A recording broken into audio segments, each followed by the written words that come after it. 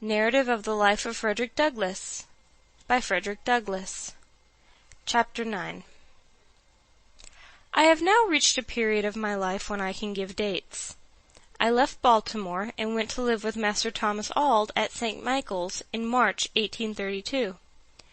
It was now more than 7 years since I lived with him in the family of my old master on Colonel Lloyd's plantation. We, of course, were now almost entire strangers to each other. He was to me a new master, and I to him a new slave. I was ignorant of his temper and disposition. He was equally so of mine. A very short time, however, brought us into full acquaintance with each other. I was made acquainted with his wife not less than with himself. They were well matched, being equally mean and cruel. I was now, for the first time during a space of more than 7 years, made to feel the painful gnawings of hunger, a something which I had not experienced before since I left Colonel Lloyd's plantation. It went hard enough with me then, when I could look back to no period at which I had enjoyed a sufficiency. It was tenfold harder after living in Master Hugh's family, where I had always had enough to eat, and of that which was good. I have said Master Thomas was a mean man. He was so. Not to give a slave enough to eat is regarded as the most aggravated development of meanness even among slaveholders. The rule is, no matter how coarse the food, only let there be enough of it. This is the theory, and in the part of Maryland from which I came, it is a general practice, though there are many exceptions. Master Thomas gave us enough of neither coarse nor fine food. There were 4 slaves of us in the kitchen, my sister Eliza, my Aunt Priscilla, Henny, and myself, and we were allowed less than half a bushel of cornmeal per week, and very little else, either in the shape of meat or vegetables. It was not enough for us to subsist upon. We were therefore reduced to the wretched necessity of living at the expense of our neighbors.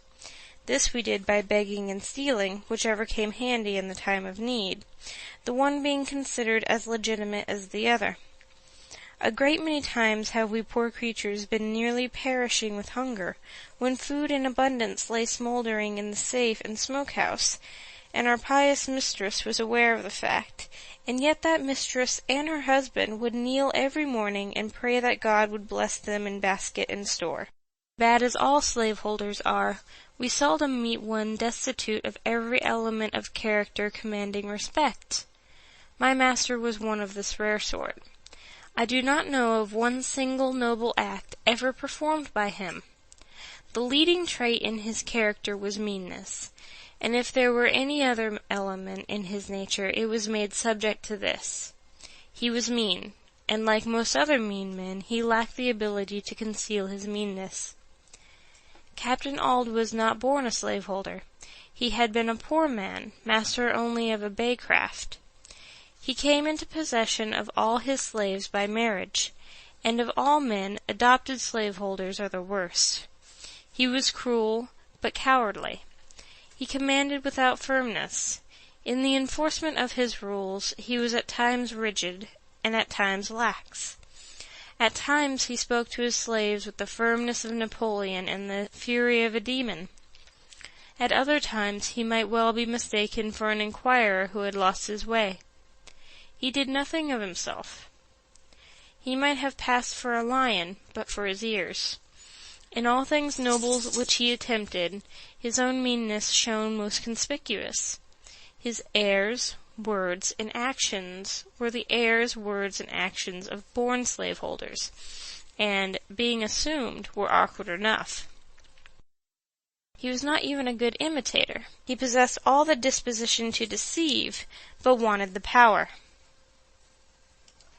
Having no resources within himself, he was compelled to be the copyist of many, and being such, he was forever the victim of inconsistency, and of consequence he was an object of contempt, and he was held as such even by his slaves. The luxury of having slaves of his own to wait upon him was something new and unprepared for. He was a slaveholder without the ability to hold slaves. He found himself incapable of managing his slaves either by force, fear, or fraud.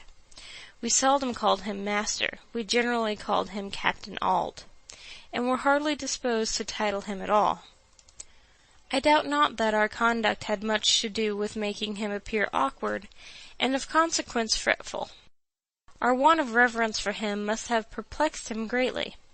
He wished to have us call him master, but lacked the firmness necessary to command us to do so. His wife used to insist upon our calling him so, but to no purpose. In August 1832, my master attended a Methodist camp meeting held in the Bayside, Talbot County, and there experienced religion. I indulged a faint hope that his conversion would lead him to emancipate his slaves, and that, if he did not do this, it would, at any rate, make him more kind and humane. I was disappointed in both these respects. It neither made him to be humane to his slaves, nor to emancipate them. If it had any effect on his character, it made him more cruel and hateful in all his ways, for I believe him to have been a much worse man after his conversion than before. Prior to his conversion he relied upon his own depravity to shield and sustain him in his savage barbarity, but after his conversion he found religious sanction and support for his slave-holding cruelty. He made the greatest pretensions to piety. His house was a house of prayer. He prayed morning, noon, and night. He very soon distinguished himself among his brethren, and was soon made a class leader and exhorter. His activity in revivals was great, and he proved himself an instrument in the hands of the church in converting many souls. His house was the preacher's home. They used to take great pleasure in coming there to put up, for while he starved us, he stuffed them. We have had 3 or 4 preachers there at a time. The names of those who used to come most frequently while I lived there were Mr. Storks, Mr. Ewery, Mr. Humphrey, and Mr. Hickey. I have also seen Mr. George Cookman at our house. We slaves loved Mr. Cookman. We believed him to be a good man. We thought him instrumental in getting Mr. Samuel Harrison, a very rich slaveholder, to emancipate his slaves, and by some means got the impression that he was laboring to effect the emancipation of all the slaves. When he was at our house, we were sure to be called into prayers. When the others were there, we were sometimes called in and sometimes not. Mr. Cookman took more notice of us than either of the other ministers. He could not come among us without betraying his sympathy for us, and, stupid as we were, we had the sagacity to see it. While I lived with my master in St. Michael's, there was a white young man, a Mr. Wilson, who proposed to keep a Sabbath school for the instruction of such slaves as might be disposed to learn to read the New Testament. We met but 3 times, when Mr. West and Mr. Fairbanks, both class leaders, with many others, came upon us with sticks and other missiles, drove us off, and forbade us to meet again. Thus ended our little Sabbath school in the pious town of St. Michael's. I have said my master found religious sanction for his cruelty. As an example, I will state one of many facts going to prove the charge. I have seen him tie up a lame young woman, and whip her with a heavy cowskin upon her naked shoulders, causing the warm red blood to drip, and, in justification of the bloody deed, he would quote this passage of Scripture, "He that knoweth his master's will, and doeth it not, shall be beaten with many stripes." Master would keep this lacerated young woman tied up in this horrid situation 4 or 5 hours at a time. I have known him to tie her up early in the morning and whip her before breakfast, leave her, go to his store, return at dinner, and whip her again, cutting her in the places already made raw with his cruel lash. The secret of master's cruelty toward Henny is found in the fact of her being almost helpless. When quite a child she fell into the fire, and burned herself horribly. Her hands were so burnt that she never got the use of them. She could do very little but bear heavy burdens. She was to master a bill of expense, and as he was a mean man, she was a constant offence to him. He seemed desirous of getting the poor girl out of existence. He gave her away once to his sister, but, being a poor gift, she was not disposed to keep her. Finally, my benevolent master, to use his own words, set her adrift to take care of herself. Here was a recently converted man, holding on upon the mother, and at the same time turning out her helpless child to starve and die.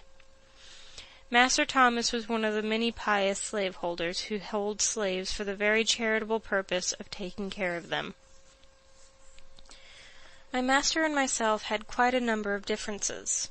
He found me unsuitable to his purpose. My city life, he said, had had a very pernicious effect upon me. It had almost ruined me for every good purpose, and fitted me for everything which was bad. One of my greatest faults was that of letting his horse run away, and go down to his father-in-law's farm, which was about 5 miles from St. Michael's. I would then have to go after it. My reason for this kind of carelessness, or carefulness, was, that I could always get something to eat when I went there. Master William Hamilton, my master's father-in-law, always gave his slaves enough to eat. I never left there hungry, no matter how great the need of my speedy return. Master Thomas at length said he would stand it no longer. I had lived with him 9 months, during which time he had given me a number of severe whippings, all to no good purpose. He resolved to put me out, as he said, to be broken, and, for this very purpose, he let me for 1 year to a man named Edward Covey.